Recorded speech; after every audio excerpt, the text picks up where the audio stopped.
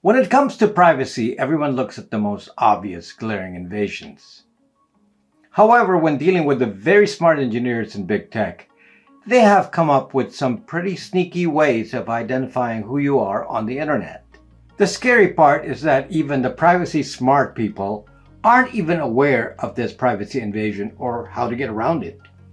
The biggest offender, or at least the original player that made serious use of this threat, was Zuckerberg, that sneaky Zucker.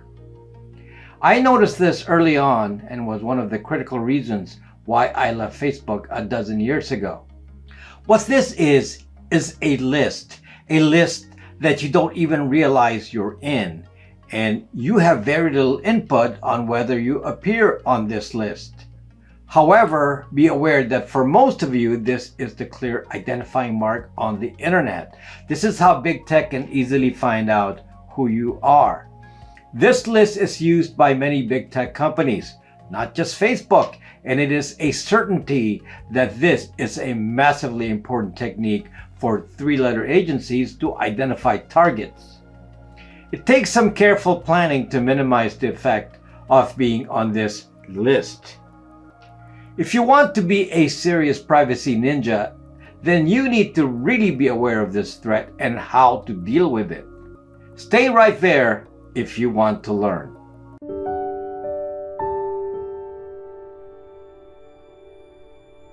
Let's first understand a little privacy theory, or have a conceptual understanding of what I will be talking about. If a three-letter agency wants to find out more about you, what is the easiest way to do that?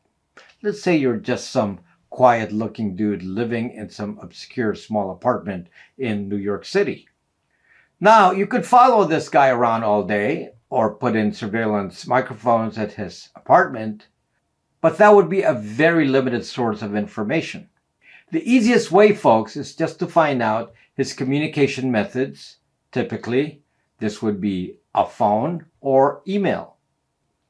Let's start with the phone. A three-letter agency can effortlessly track every phone call ever made or received, and using the IMSI of the phone, you can then identify who this guy is calling or who's calling him. Similarly, you can do the same with email. Just look at all the emails sent and received and track the various contacts.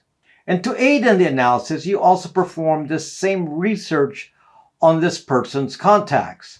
Again, checking these people's call records and email records.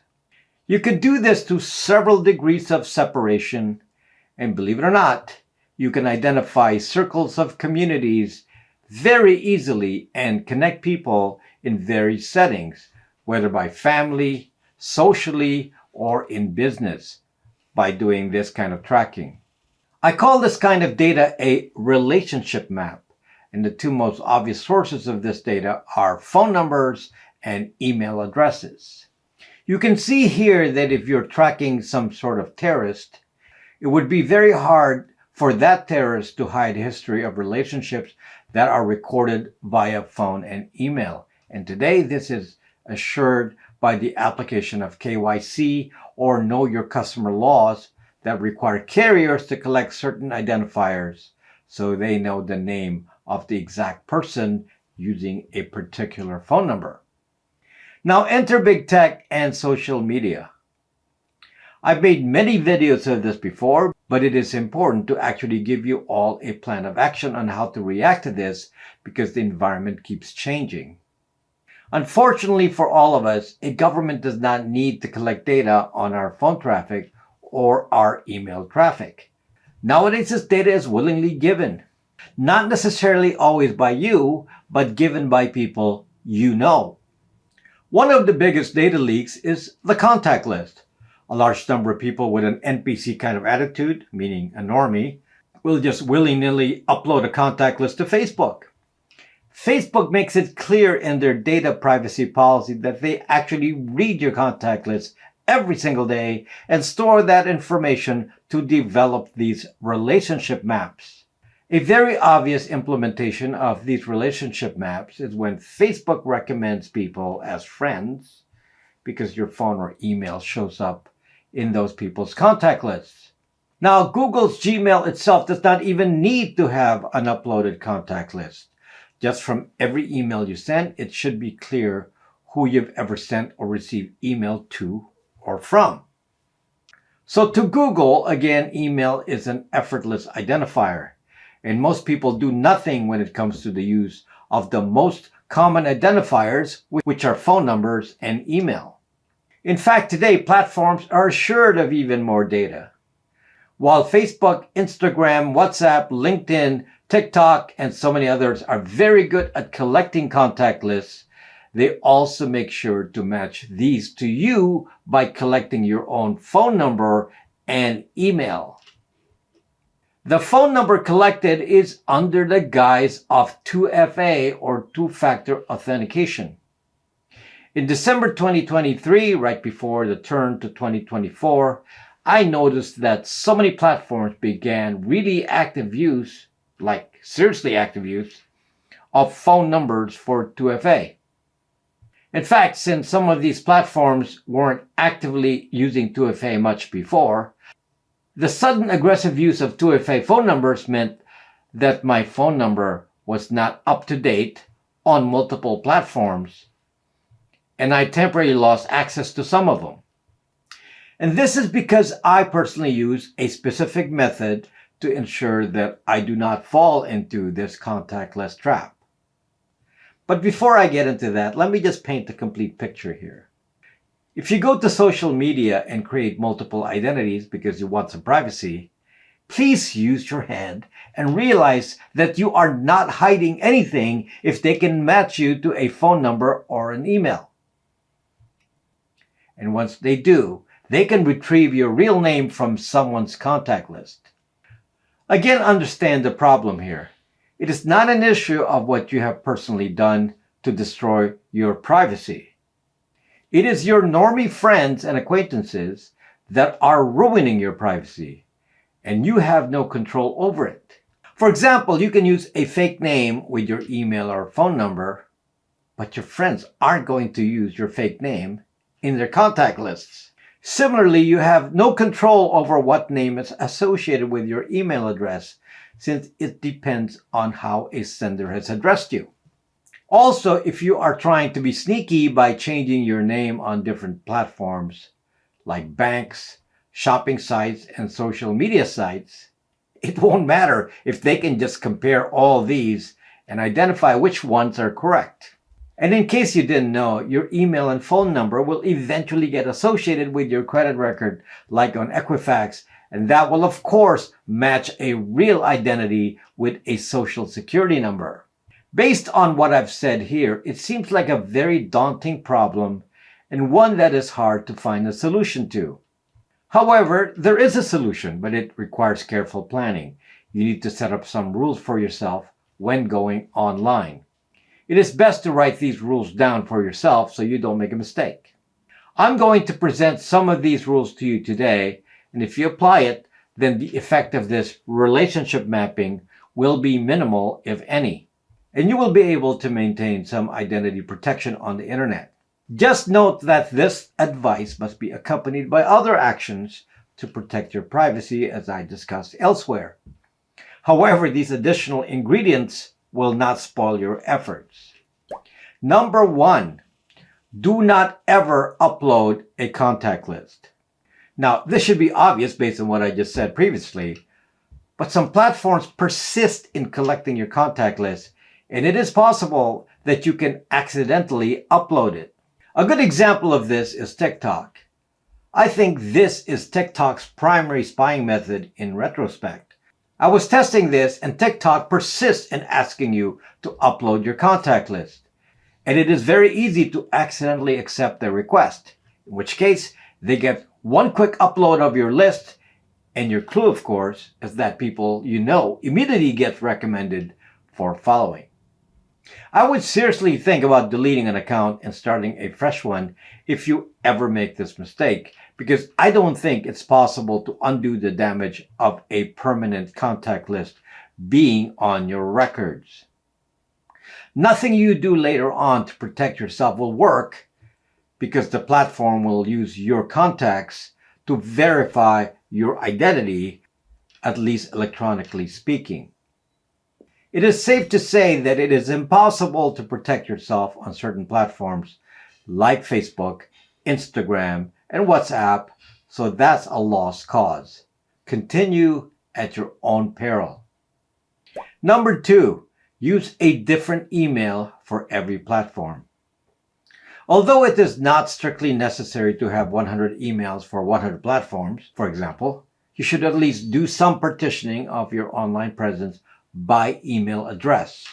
There should be at least a work email, a personal email, both of which may appear on someone's contact list. But this is the most important part. Neither of those should be used as a platform login. Never.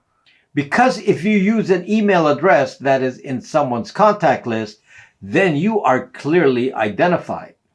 However, to make this concept clearer in your head, let's say that you used a unique email address for a platform. This is actually easy with an email product that I offer called Braxmail. On Braxmail, you can have unlimited aliases. So if your normal email is johnc@braxmail.net, then you can use an alias like johnc-x@braxmail.net as your login to X, or johnc-rumble@braxmail.net to log into Rumble. The point of this is twofold. First, this email will not appear in anyone's contact list because it is unique. Second, there will be no email history associated with these email addresses since they will contain only platform email for 2FA and notifications, at least from an external party viewing it. Thus, the email will be a dead end as an identifier. Your identity, at least from email, will not leak. I think the same benefit can be achieved even if you just use a different email for all online platforms combined. But keep financial email, like the banks, different because it will be recorded on your credit reports.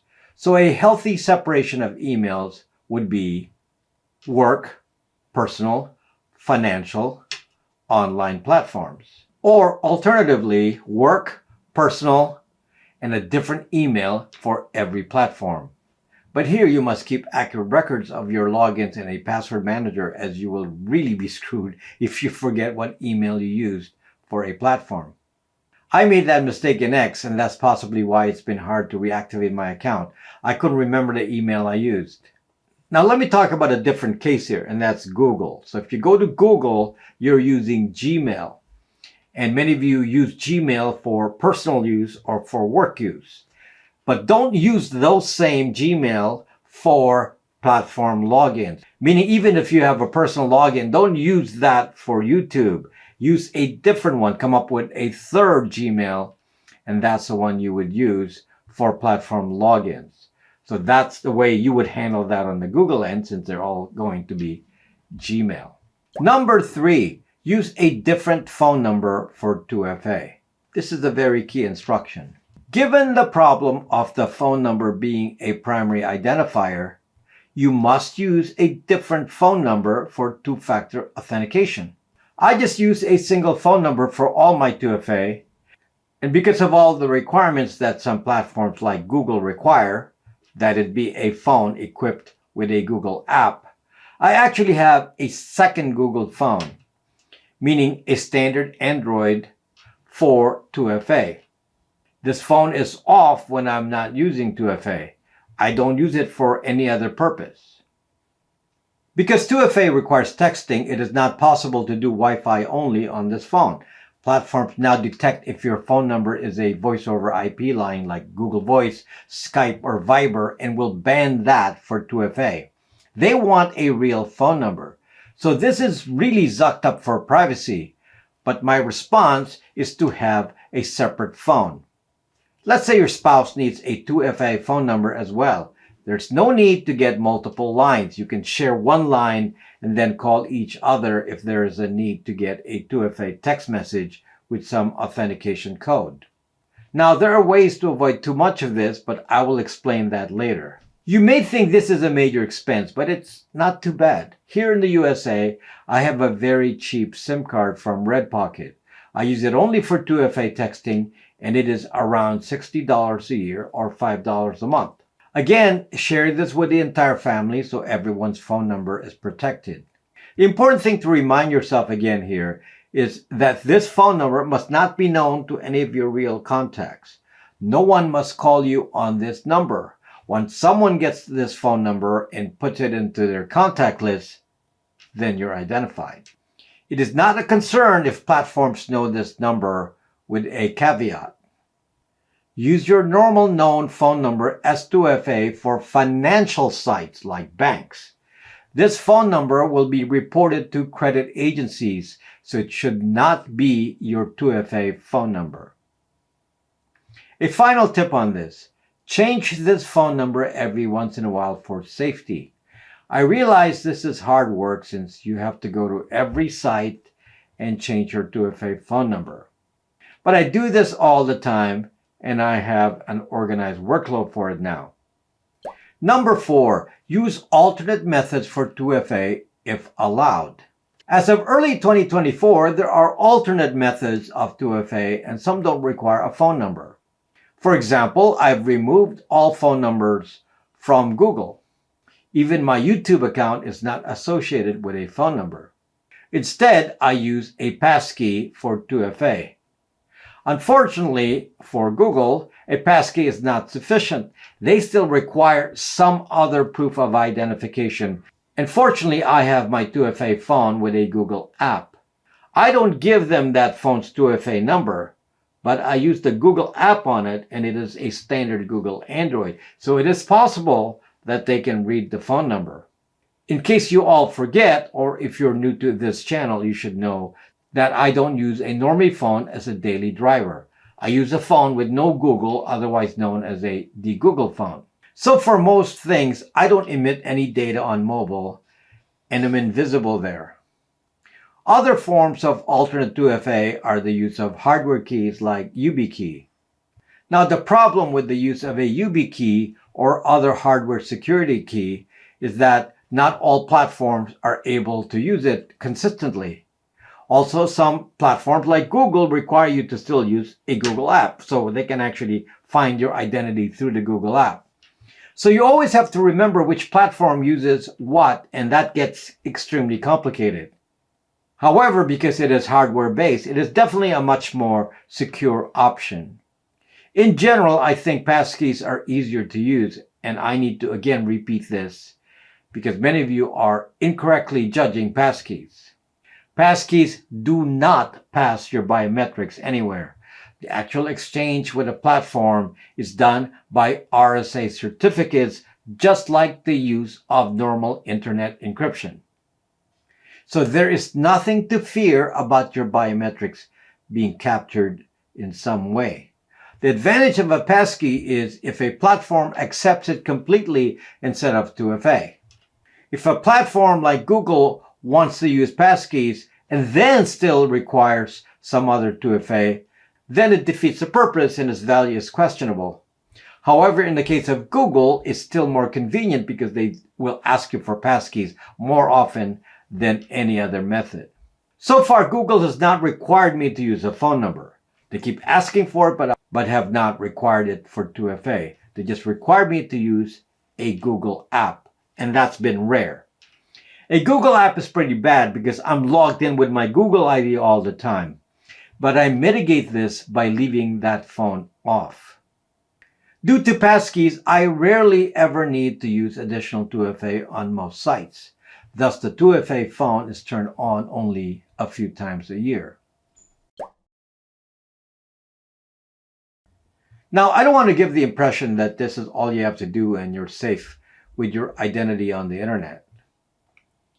What I'm trying to explain here is that other measures that I teach, such as protecting your location, your IP address, your platform IDs, are all useless if you don't understand something this basic. All other attempts at privacy will fail if you do not mitigate being on this relationship map. I hope this information has been very helpful. I started a company to provide privacy solutions to the average person instead of just talking about problems. Today, the primary privacy solution is still to use a de-Googled phone. A de-Googled phone is an invisible phone on the internet. Because it has no Google or Apple ID, it cannot be precisely identified. It is also immune from being geolocated by third parties. Check that out. These phones are around $400, so they are cheaper than normal phones. It's what I use. We have the Bytes VPN service, which I started a few years ago. The purpose of a VPN service is to hide your IP address. Without any protection, every interaction on the internet will identify your home connection. It can also subject you to man-in-the-middle attacks where they can see your network traffic. It is very important to suppress this information. Our VPN service has worldwide coverage and is provided by an entity known to you, me, hopefully someone you can trust. We have a Braxmail service that hides identity information from your email and prevents you from showing up on contact lists. It also eliminates IP addresses from showing up in the header or in the logs. We offer unlimited aliases, 7 domains, and webmail. Check that out for $50 a year. All of these are on my store on brax.me. Sign up on there and you will not be asked for personal information to sign up. Thanks for watching and see you next time.